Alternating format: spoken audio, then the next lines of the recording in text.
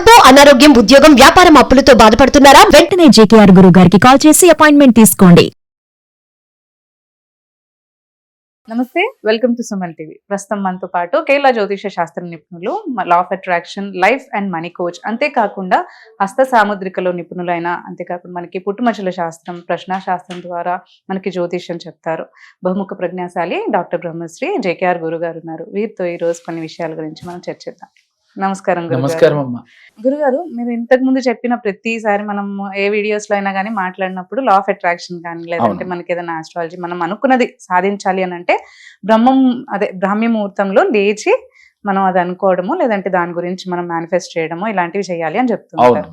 చాలా మందికి వచ్చే కష్టమే అది. అంటే బ్రాహ్మీ ముహూర్తంలో లెగడమే చాలా మందికి ప్రాబ్లం గా అనిపిస్తుంది. ఫస్ట్ అసలు బ్రాహ్మీ ముహూర్తంలో లెగాలి అంటే ఎలాంటి క్రియలు కానీ చేయాలంటే అని మీరు చెప్తారు? మంచి క్వశ్చన్ అడిగేవారు తల్లి. వాస్తవంగా మనం ఏ పూజ చేసినా, ఏ మేనిఫెస్ట్ చేసినా, అలాగే బ్రాహ్మీ ముహూర్తంలో చేస్తే అద్భుతమైన ఫలితాలు వస్తాయని చెప్తాం. ఎందుకనంటే ఆ టైంలో డివైన్ పవర్ చాలా బాగా ఉంటుంది. అంటే భగవంతుడి చేరు అవటానికి ఈజీ మార్గం అనమాట ఆ టైం. చాలా అమృత గడియలు. ఇంకా చెప్పుకుంటూ పోతే ఆ సమయానికి చాలా అద్భుత ఫలితాలు వస్తాయని చెప్తూ ఉంటాం. మరి అసలు మీరు లేవలేకపోతున్నారు కదా, ఒక రోజు కష్టం మీద లేచి రెండో రోజు నా వల్ల కావట్లేదని వదిలేస్తున్నారు కదా. ఏదైనా వరుసగా మన మైండ్ కి ఒక అలవాటు చేయాలమ్మా. సరే, అలవాటు చేయాలంటే ఎలా చేయాలి అని అంటే, ఉదయాన్నే మీరు నిద్ర లేవాలి అని రాత్రి పడుకునేటప్పుడే మైండ్ కి ట్యూన్ చేసుకోవాలి. ఎందుకు అని మీ మైండ్ అడుగుతుంది. రేపు ఉదయమే లేవాలి అని చెప్పగానే ఎందుకు లేవాలి అన్నాడు. ఎందుకని చక్కగా 7-8 దాకా పడుకునే అలవాటు కదా ఇప్పుడు దాకా. అందువల్ల ఎందుకు అని అడుగుతుంది. అడిగినప్పుడు మీ మైండ్కి మీరు ఏం చెప్పాలంటే, అయ్యా నేను కోటీశ్వరులు కావాలి, నేను ఉన్నతంగా ఎదగాలి, ఆరోగ్యవంతుడిగా ఉండాలని నేను అనుకుంటున్నాను, అందుకని రేపు పొద్దున నేను 5ంటికే లేస్తున్నాను, నువ్వు 5ంటికే నన్ను లేపుతున్నావు అని మైండ్కి మీరు ట్యూన్ చేసుకోవాలి. అయితే ట్యూన్ చేసుకున్నంత మాత్రం లేచిపోతామంటే లేవలేం. ఒకసారి 2 సార్లు చేస్తే, అంటే ఒక చిన్నపిల్లవాడికి ఒకసారి ఒక లెసన్ లో చెప్పినప్పుడు వెంటనే అర్థం కాదు. అట్లాగే మన మైండ్ కూడా అంతే, కత్తి మొరాయిస్తూ ఉంటది. కంప్యూటర్ మొరాయిస్తున్నప్పుడు ఒకసారి మనకి ఎలా అయితే ఇబ్బందిగా ఉంటుందో అలాగే మనకి ఇబ్బంది పడతాం. కానీ మనం 1-2 సార్లు ట్రై చేస్తే ఆటోమేటిక్ గా అది కూడా మన లైన్లోకి వచ్చేస్తామా. మీరు ఏం చేయాలంటే పొద్దున్నే లేవాలని చెప్పి రాత్రి మైండ్ కి ట్యూన్ చేసి పడుకుంటారు. ఫస్ట్ లో మీరు కొంచెం అలారాలు, అంటే ఫోన్స్ వచ్చినాయి కాబట్టి ఫోన్లో అలారం అలా పెట్టుకుని లేవచ్చు. ఇలా క్రమక్రమేపీ అలవాటు అయితే ఆటోమేటిక్గా మనం ఆ టైంకి లేచే అలవాటు, మీ మైండ్ ఆ టైం సరిగ్గా లేపేస్తాం, ఇంకా అలారంతో పని లేదు. అయితే మీరు అసలు ఎలా ఉంటే ఆ టైంకి లేవగలరు అంటే, రాత్రి లేటుగా పడుకుంటే ఎర్లీగా లేవలేము. ఇది సహజంగా అందరికీ తెలిసింది. రెండోది, ఎర్లీగా పడుకోవాలి. పడుకోవడంతో పాటుగా మన ఆహారం కూడా సాత్విక ఆహారం తీసుకోవాలి. మనం బెర్రుగా తినేసి రాత్రి 8-9ంటికి పడుకుంటే మనకు మెలకు రమ్మంటే ఏమొస్తుందమ్మా? రాదు, బద్ధకంగా ఉంటది, లేవలేం. అందుకని మనం ఏం చేయాలి, రాత్రిపూట మితాహారం తీసుకోవాలి. మాక్సిమం ఫ్రూట్స్ తీసుకుంటే మంచిదని నేను చెప్తాను. ప్రేక్షకులు కొంతమందికి ఇబ్బందిగా ఉంటది కాబట్టి ఏదైనా మీరు తీసుకునే ఆహారం లైట్ ఫుడ్ తీసుకోండి. అయితే ఎలా తీసుకోవాలి? చాలా ఎర్లీగా తీసుకోవాలి. నా లెక్క అయితే సూర్యాస్తమయానికి ముందుగా తీసుకోవాలి. 6 లోపు తీసుకోవాలి. సరే సార్, అది కష్టం అనుకున్న వాళ్ళు కనీసం 7కి మీరు కంప్లీట్ చేసేసి ఎర్లీగా లేవటం కోసం మైండ్కి మరలా ట్యూన్ చేయాలి. నేను పొద్దున్నే 5-4 మీ ఇష్టం, 4 నుంచి 5 లోపుగా నిద్ర లేస్తున్నాను. 4 నుంచి 5 లోపుగా దాన్ని చెప్పకూడదమ్మా. నేను 4ంటికే లేస్తున్నాను లేక 5ంటికే లేస్తున్నాను మీరు ట్యూన్ చేయాలి. ఇలా అలవాటు చేయాలి. అలవాటు చేస్తే బ్రాహ్మీ ముహూర్తంలో కరెక్ట్గా లేవగలుగుతాం. ఎవరైతే టైంకి లేచారో వారికి 100% వారు అనుకున్న కోరికలు ఈజీగా తీరుతాయమ్మా. అప్పుడు మీరు చేసే మేనిఫెస్ట్ ఈజీగా మీకు ఫలిస్తుంది. అప్పుడు మీరు చేసే సంకల్పాలు ఈజీగా భగవంతుడి నుంచి మనకి అందుకోగలుగుతాం. కానీ వాస్తవానికి సూర్యోదయానికి ముందుగా నిద్ర లేచిన వాళ్ళు జీవితంలో ఉన్నతంగా ఎదిగినట్లుగా మనకి పురాణాలు తెలియజేస్తున్నాయి.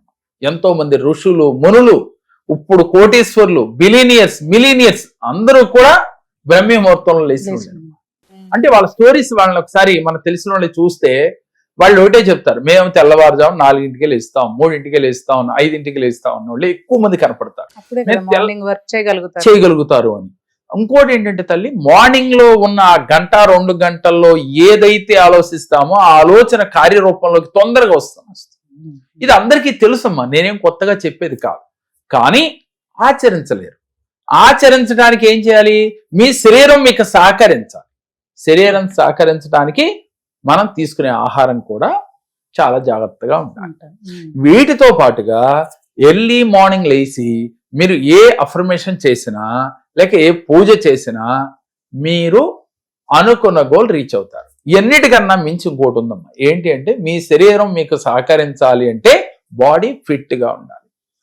మీకు 60 ఏళ్ళు రాని, 70 ఏళ్ళు రాని, 40 ఏళ్ళు రాని మీ బాడీ మీ మాట వినాలి. అప్పుడే మీరు ఎర్లీగా లేవగలుగుతారు.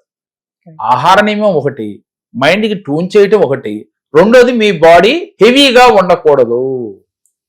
అంటే మీ వయసుకు తగ్గట్టుగా మీరు ఎన్ని కేజీలు అయితే వెయిట్ ఉండాలో అన్ని కేజీలు మాత్రమే ఉండాలి. అప్పుడు ఏమవుతుందమ్మా, ఎక్కడ మీకు కాళ్ళ నొప్పులు చేతుల నొప్పులు ఉండవు. మీ వెయిట్ చాటి మీద పడి ఇబ్బంది పెట్టదు.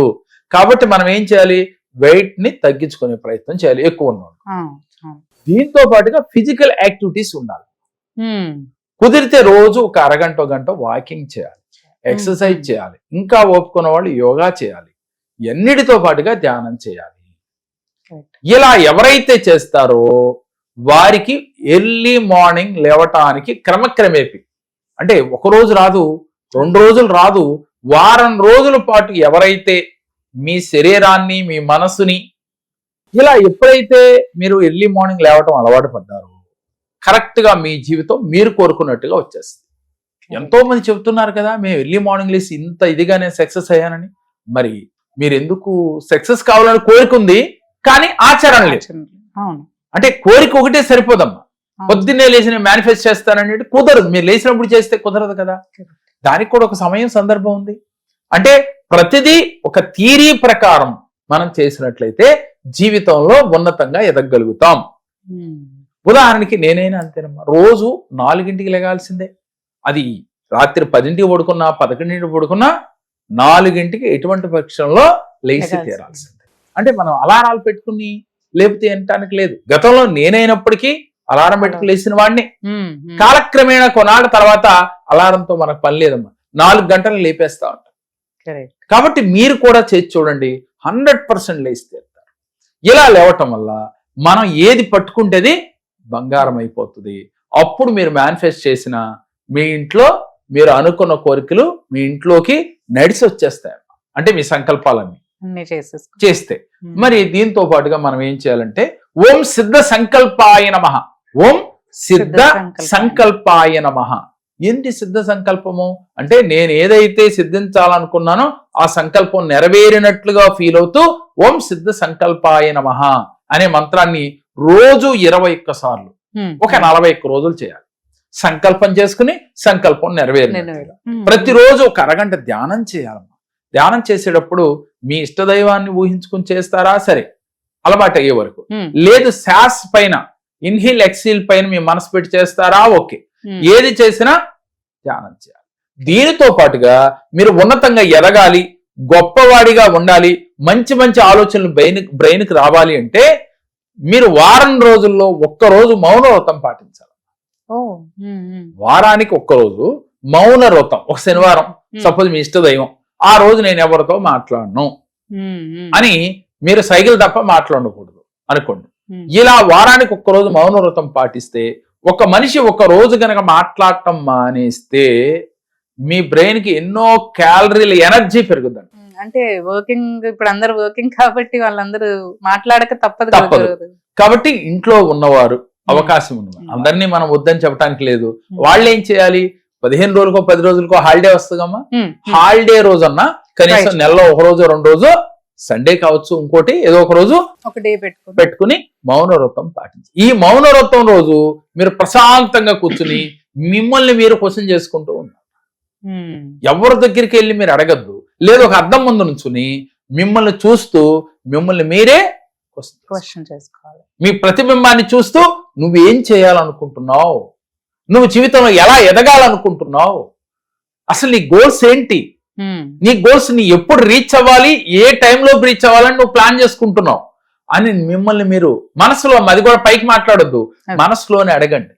ఇలా అడుగుతూ అద్దంలో చూస్తూ మాట్లాడుకుంటూ తర్వాత కళ్ళు మూసుకుని ధ్యానం చేస్తూ ఇలా నెలకు ఒక్క రోజు గడిపిన ఇలా 2-3 నెలలు గడిచేలోగా మీకు ఆన్సర్ వచ్చేస్తుంది. ఏంటి అసలు నువ్వు ఎందుకు పుట్టావు, భూమి మీదకి ఏ కార్యం చేత వచ్చావు, నువ్వేం చేయాలి, ఎలా ఎవరు చెప్తారు అని పాటికి ఒక సందేహం వచ్చి ఉండాలి. భగవంతుడు ఎక్కడో లేడు మనలోనే ఉన్నాడు అని చెప్పుకుంటాం కదమ్మా. మన ఆత్మే పరమాత్మ అని చెప్తున్నాం కదా. అంటే మనలో ఉన్న భగవంతుడు మనలోంచి ఆన్సర్ తీసుకొచ్చి చెప్తాడు.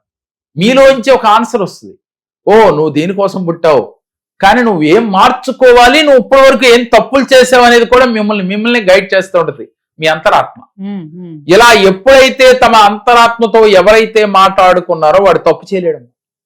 మనసుతో చేయలేడు, మాటలతో చేయలేడు, చేతలతో చేయలేడు. ఎప్పుడైతే తప్పు చేయలేదో, ఎప్పుడైతే ఎదుటి వ్యక్తి పైన కృతజ్ఞతా భావం కలిగి ఉన్నాడో, ఎప్పుడైతే ఎదుటి వ్యక్తిని శత్రువులాగా చూడటం లేదో, వీరికి అంత ఆనందమే కదా. శత్రువు లేనప్పుడు టెన్షన్ లేదు.